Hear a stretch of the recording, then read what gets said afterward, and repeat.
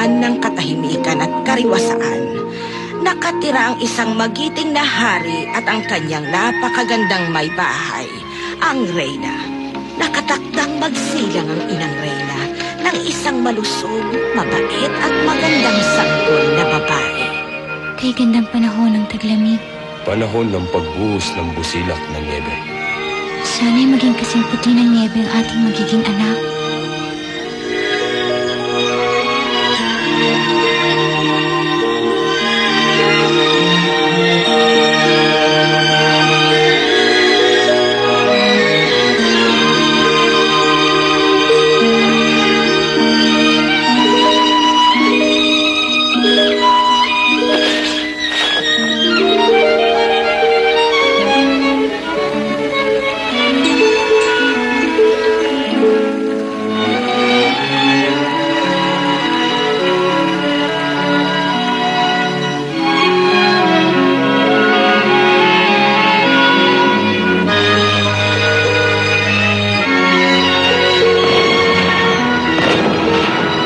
Babae ang anak ng mahal na Reyna! Babae ang anak ng mahal na Reyna! Ang prinsesa ng ating kasalukuyang panahon.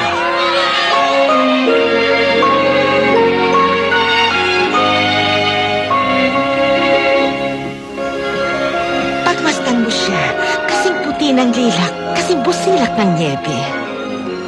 Tunay nga. Huwag kang mag-alala. Ako ang mag-aaruga sa iyong munting prinsesa. Sige na at magpahinga ka na. Salamat, Molly.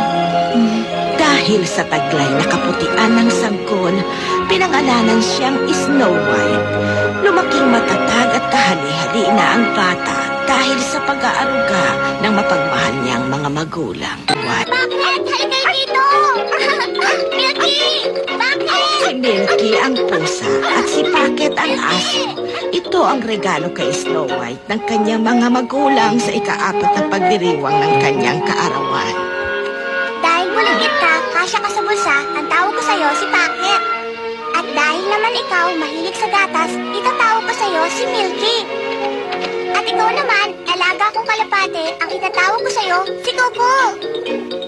Tayo na, pumasyal tayo sa kakahuyan at tingnan natin kung anong meron para sa atin. Sana makita natin ang pink rabbit at ang matapang na oso na lagi nasasagot ng sa kanyang kwento.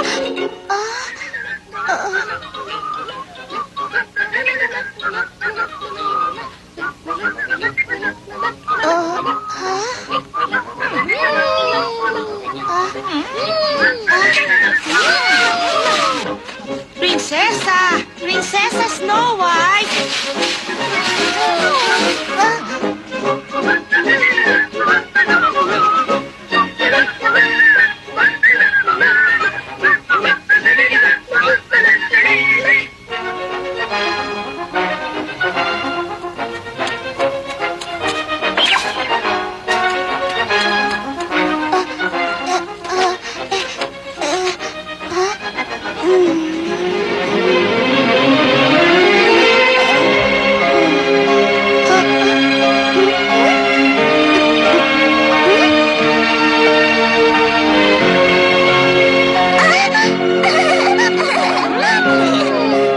Prinsesa Snow White, nasaan ka?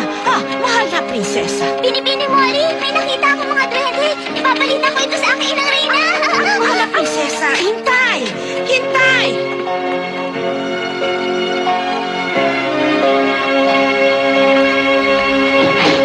Mahal na prinsesa.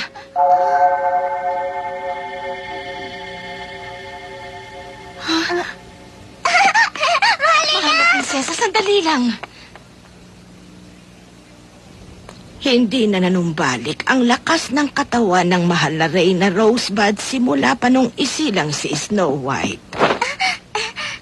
Naglaro ka na naman sa kakahuyan, anak. Opo, mahal na ina. At meron po ako nakita 7 duwendeng kay gaganda. 7 duwende?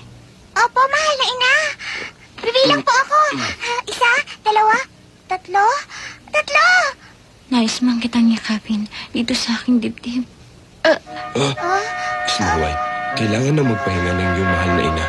Pero ama, sasabihin ko lang naman ang aking nakita sa kakahuyan. Sa ibang araw na lamang, ang iyong ina ay may karamdaman. Di naman po iikot ang buong orasan. Snow White, Sige po, Ama. Sa susunod na lamang. Magandang gabi po, Ina. Rosebud, mahal kong kabiyak. Dapat kang maging matatag. Mahal kong asawa, di magtatagal ako'y lilisan. Huwag kang magsalita ng ganyan, aking Reyna. Alam kong gagaling ka. Wala nang saysay ang lahat. Mahal na hari, aking kabiyak. Makinig ka sa aking sasabihin at iyong tuparin bilang kaibigan. Ang aking isip'y binabagabag sa bunsong anak na si Snow White. Nais ko sana'y humanap ka ng palibagang kabiyak. Ako may tinilala sa aking bunsong anak si Snow White. Rosebud, aking Reyna! Rosebud! Mahal kong asawa!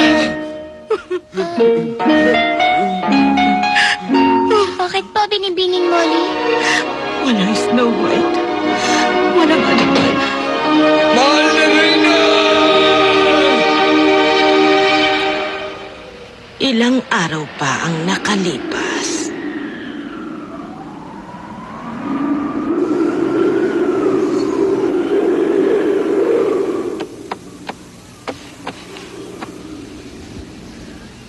Kailangan ko rin siyang isama. Laruan kong maganda. Regalo ito sa akin ng mahal kong ina. Huh? Snow White, pinagdala kita ng sariwang gatas. At ano naman ang ginagawa mo? Ginagaya kang Stoogie. Sasama ako kay ina. Hindi ba't ang sabi niyo si ina ay naglakbay? Kaya binibini mo, nais kong sumunod sa kanya. Matagal ba ang paglalakbay? Mahal na prinsesa. Sasama ka rin sa aking paglalakbay. Hindi mo na siya maabutan. Oh, ganun po ba? Mahal na ama, maaari bang malaman kung kailan ang balik niya? Snow White, hindi na siya babalik pa. Oh, Gustuhin man niyang bumalik pa, hindi na maaari. bakit po? Pero ama, hindi pa niya naririnig ang aking kwento tungkol sa mga trending nakita ko sa kakahuyan. Hindi maaari!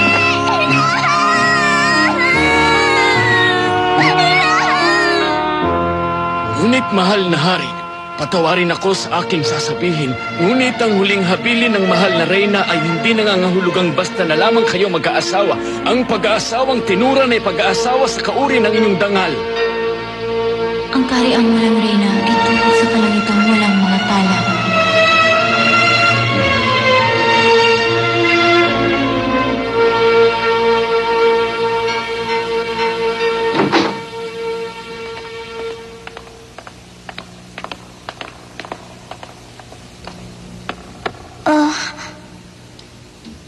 Simula sa araw na ito, dito natitira ang madrasta mo. Ano pong ibig sabihin ng madrasta? Tayo na sa iyong silid.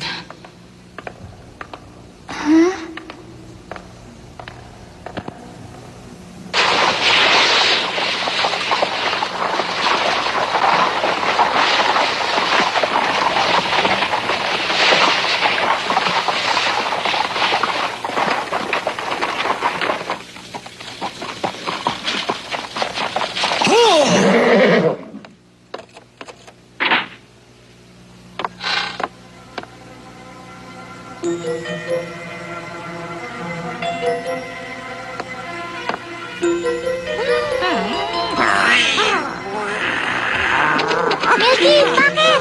Ano bang ingay yan? Bakit hindi kayo mapalagay? Oh? Oh?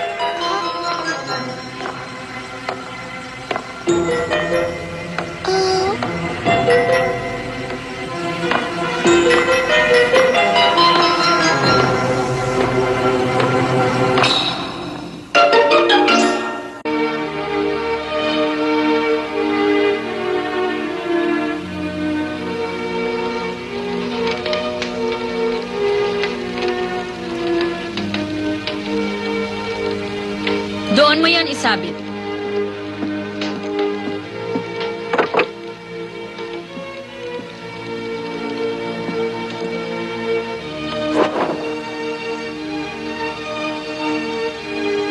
Siya ang bagong asawa ni Haring Conrad, isang malayong kamag-anak ngunit bantog sa buong kaharian dahil sa kanyang kagandahan. Magandang araw po sa inyo. Pinagdala ko kayo ng mainit na tsaa. Talaga bang maganda ang dating reynang dito nakatira? Paumanhin. Huwag pansinin ang aking katanungan.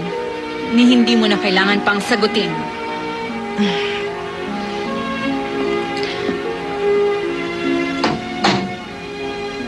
At sino pa kaya ang magtataglay ng pambihirang kagandahan maliban sa akin?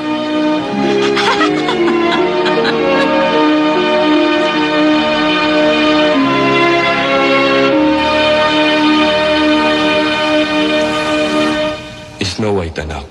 Siya ang iyong magiging ina. Ikinagagalak kitang makilala, Snow White. Mahilig ka palang maglaro sa kakahuyan. Maaari mo ba akong isama sa iyong pamamasyal kahit minsan lang? Tayo'y maglalaro parang magkaibigan.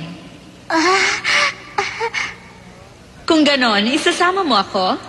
Opo. Ngayon, masaya ka na ba, Snow White? Sa panahong nagkakamalay na ang kalikasan, talulot ng bulaklak ay nagiging makulay.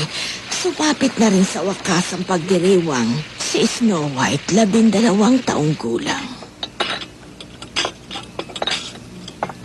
Sa 12 taong nakalipas, lalo palang gumanda ng gumanda ang Prinsesa Snow White. Totoo ang sinasabi mo, at kung mapapansin mo, nagiging gawig siya ng mahal na reyna ang kanyang ina. Sabihin mo, mas maganda sa mahal na reyna. Sana kasing ganda rin tayo ng mahal na prinsesa.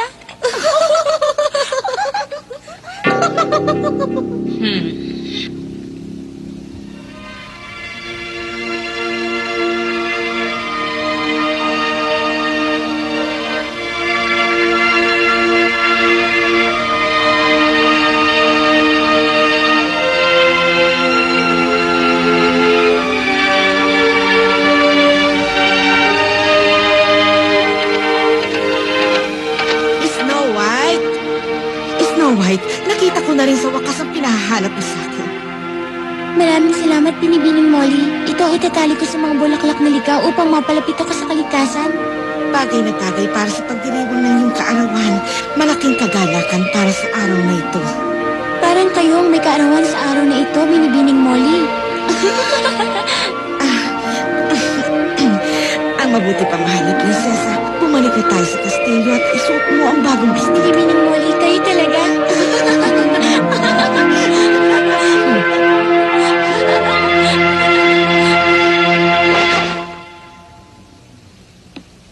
Talagang bata pa siya.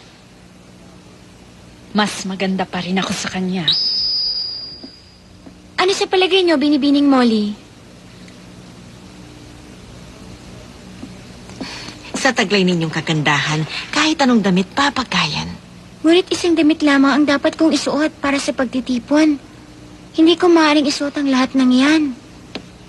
Inang Reyna, maaari po ba ninyo akong tulungang pumili ng damit na isusuot mamayang gabi?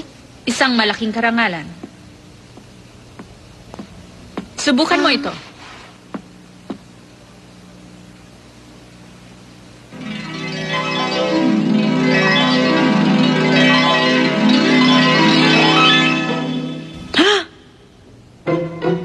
Babagay po ba sa akin? Hindi maganda para sa may kaarawan. Hindi na babagay sa'yo ang tapas ng damit na ito. Subukan mo ang isang ito. Kayo po ang masusunod.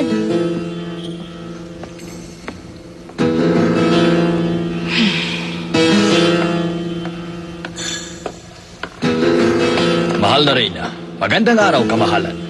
Dala ko na ang bestidong isusuot nyo para sa kaarawan ni Prinsesa Snow White. Sigurado akong lilitaw ang inyong taglay na kagandahan.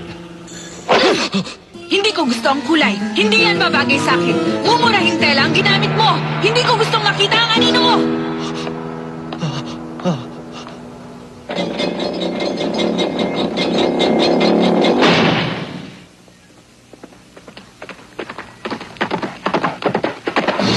Totoo ba ang hatid mong balita? Nasakop na po nila ang ilagang bahagi ng ating kaharian. Kaya po ako nagsadya rito, mahal na hari, para humingi ng tulong. Kamahalan, kailangan na mabilis ang pagkilos. Malaki na ba ang napinsala? Opo, hindi lingid sa inyong kaalaman na dati nang magulong lugar na yun. At lalo lamang lumala sa pagdating ng mga mananakop. At ngayon, sa gitna ng kaguluhan, humihingi ka ng tulong upang saklolohan? Opo, kamahalan. Sige, naunawaan ko. Bumalik ka na ngayon din sa iyong pinuno at sabihin mong ipadadala ko ang sandatahang sundalo. Salamat po, kamahalan. Tipunin ang lahat ng hukbong sandatahan!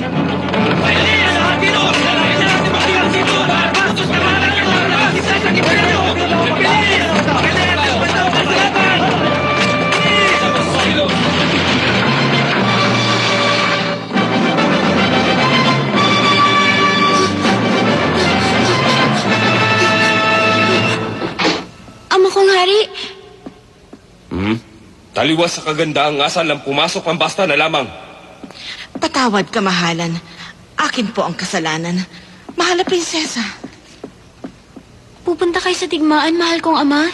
Ipagpaumanhin na hindi kita makakapiling para sa iyong kaarawan. Wala pong anuman. Ngunit ako'y nababahala para sa inyong kaligtasan, mahal kong ama. Hindi kailangan. Huwag kang mag-isip ng ganyan. Ngunit, paano... Kailangan tumulong sa nangangailangan. Hindi ko hahayaang masakop ng mga palalo ang ating kaharian. Snow White, Mahal na Reyna, ikinalulungkot ko ang di inaasahang pangyayari. Pero kailangan nating tanggapin ang katotohanan. mahal na Reyna.